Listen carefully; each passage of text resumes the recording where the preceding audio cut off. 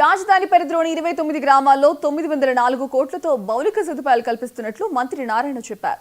CRDA సమావేశంలో తీసుకున్న నిర్ణయాలను ఆయన వెల్లడించారు. రోడ్ల నిర్మాణానికి 339 కోట్లు కేటాయిస్తున్నామని, ఇక పనులకు త్వరలో టెండర్లు పిలుస్తామని చెప్పారు. ఇక మంగళగిరిలో గోల్డ్ క్లస్టర్ ఏర్పాటు చేస్తామని, ఇక భూ సేకరణలో ఎస్ఐన్ పదాన్ని తీసేయాలని నిర్ణయించారు.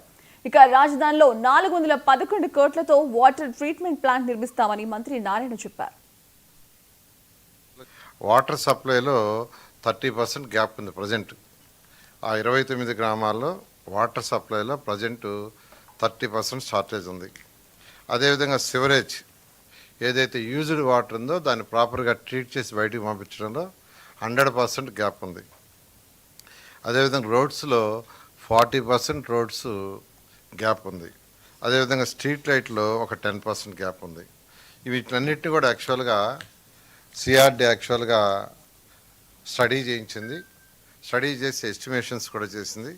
ఇవన్నీ చేసిన తర్వాత ఈరోజు దాని మీద యాక్చువల్గా టెండర్లు పిలిచే స్టేజ్కి వచ్చి వాళ్ళ అథారిటీ ముందు పెట్టడం. అథారిటీ దీని మీద వాటర్ సప్లైకి ఈ యొక్క క్యాపిటల్ సిటీలో ఉండే గ్రామ కంఠాలు ఏదైతే విలేజెస్ ఉన్నాయో విలేజెస్లో వాటర్ సప్లైకి 64.35 కోట్లు, సివరేజ్ అంటే యూజ్డ్ వాటర్ని ట్రీట్ చేసి బయటికి పంపించడానికి 110.72 కోట్లు, అదేవిధంగా రోడ్స్కి 339.04 క్రోర్స్, స్ట్రీట్ లైట్స్కి 12.25 కోట్లు, తర్వాత మిగిలింది మెయింటెనెన్స్, ఆపరేషన్ మెయింటెనెన్స్ 7 years అంటే వాటన్నిటిని ఎవరైతే కాంట్రాక్ట్లు చేస్తారో 7 సంవత్సరాలు వాళ్ళు మెయింటైన్ చేసే దానికి ట్యాక్సెస్కి మొత్తం కలిసి 904 కోట్ల రూపాయలతో ఈరోజు అథారిటీ శాంక్షన్ చేసింది. బహుశా రాబోయే ఒక 10 daysలో ఇది మళ్ళీ దీన్ని క్యాబినెట్లో పెట్టి అప్రూవ్ తీసుకుని 21వ తేదీ వెంటనే టెండర్లు పిలిచి వర్క్ టేకప్ చేయడం జరుగుతుంది.